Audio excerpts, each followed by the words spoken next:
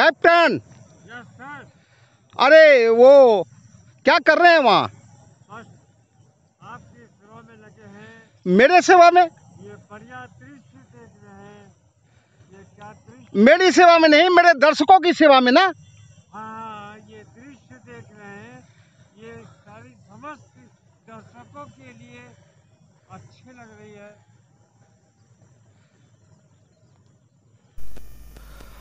जय हिंद साथियों, हम लोग गंगा के कछार पर कई घंटों से भटक रहे हैं पशु पक्षी की तलाश में। इस इलाके में जंगली और खेत बधार में रहने वाले पशु पक्षियों की भरमार है। कारण ये दूर दूर तक फैले हुए घास के मैदान, सुनसान इलाका और बरसात के पानी का जमावाड़ा। सुनसान बियावान इस इलाके में दूर दूर तक किसी इंसान का नामो निशान नहीं। फिर भी यहां आबाद एक दुनिया है, एक अलग किस्म की, और हम जैसे वाइल्ड लाइफ फोटोग्राफरों के लिए भटकने की वजह।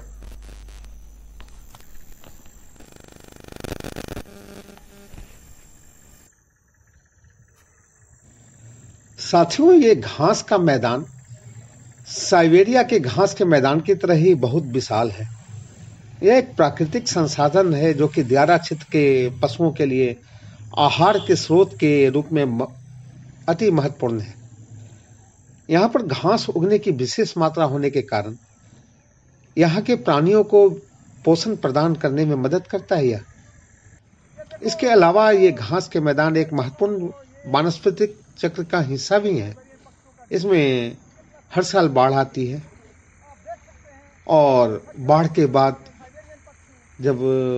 बाद फिर से घास उगती है और इसके बाद जानवरों के द्वारा खाई जाती है और जानवर के खाने और चबाने से इस घास के मैदान का प्राकृतिक संतुलन बना रहता है और बागवानी फिर से विकसित हो जाती है।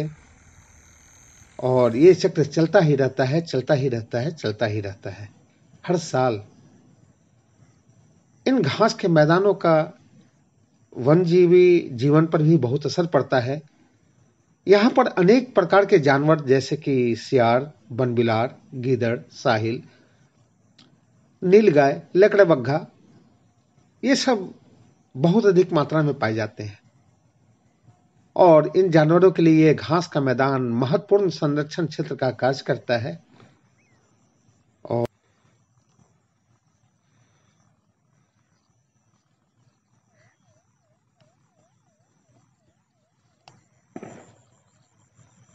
ये देखिए साथियों, ये फिर से वही दृश्य वापस आ गया है और ये सारी चिड़िया उड़ गई।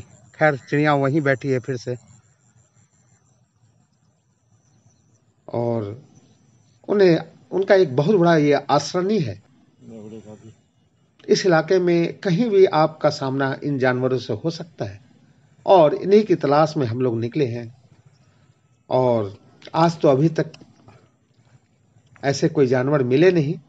हाँ, नीलगाय मिला था और अभी फिलहाल तो पक्षियों का झुंड हमें दिख रहा है यहाँ के जमे हुए पानी के इलाके में। इस पूरे इलाके और घास के मैदान का महत्व प्राकृतिक जीवन के लिए बहुत ही अद्वितीय और महत्वपूर्ण है। यह संतुलित पर्यावरण के रूप में बना रहता है और दोस्तों, यहाँ के जीवों को आहार, संरक्षण और विकास की सुविधाएं प्रदान करता है। और फिलहाल तो हम लोग बढ़ते हैं आगे और देखते हैं कि आगे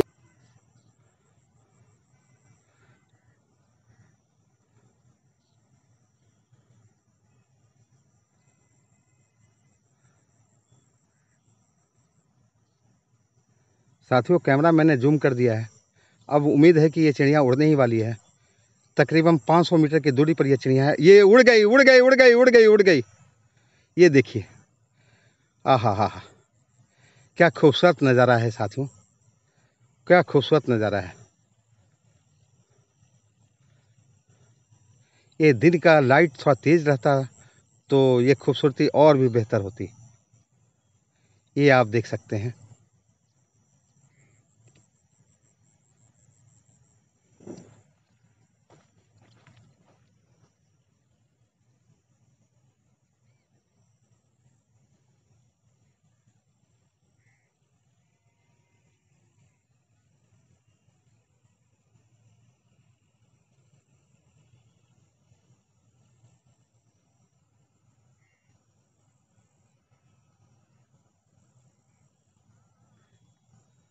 कितना मनमोहक दृश्य है ये दोस्तों।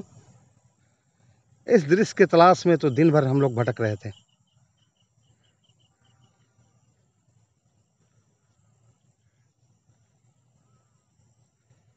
अब ये चिड़िया काफ़ी दूर उड़ के निकल चुकी है, संभवतः गंगा के किनारे जा चुकी है ये।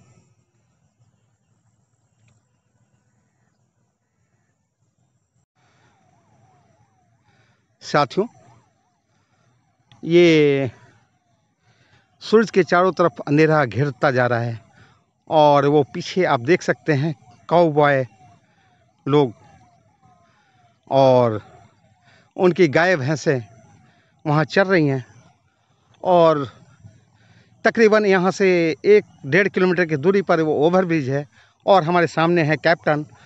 और दृश्य की तलाश में हम आगे बढ़ते हैं, लेकिन डर तो इसी बात का है ना कि जैसे ही आगे बढ़ेंगे वो जिस चिड़िया को वास्तव में आपको मैं दिखाना चाहता हूँ वो कहीं और फिर चली जाएगी।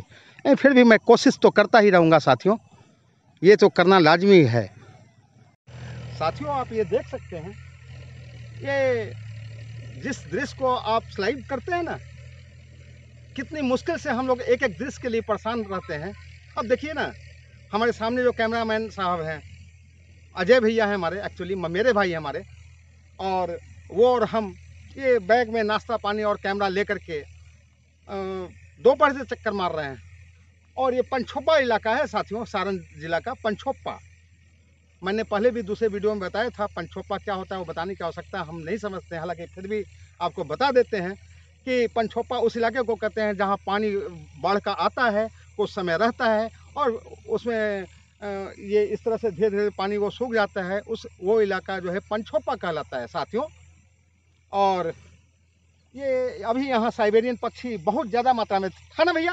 हाँ था। साइबेरियन पक्षी बहुत ज़्यादा था और जैसे ही साइबेरियन पक्षी और यहाँ नीलगाय बहुत ज़्यादा मात्रा में है, तो जैसे ही हम यहाँ आए, आप दृश्य में देखेंगे आगे वीडियो में मैं आपको दिखाऊंगा कि वो जैसे ही यहाँ इतने सतर्क सावधान होते हैं कि उड़न छू हो जाते हैं, उड़ते हुए चले गए। हाँ, उड़न छू यहाँ से 1 किलोमीटर वहाँ दिखाई ना, यहाँ दिखाई ना, वो ब्रिज के पास 1 किलोमीटर दूर यहाँ से अब चले गए। अब बताइए हम 1 किलोमीटर फिर दूर जाएंगे, तब तक वो आप यहाँ देखिए डूबता हुआ सूरज है, ये डूबता हुआ सूरज है, तो आज फिर दृश्य मिलेगा नहीं और आपको दिखाना है वीडियो।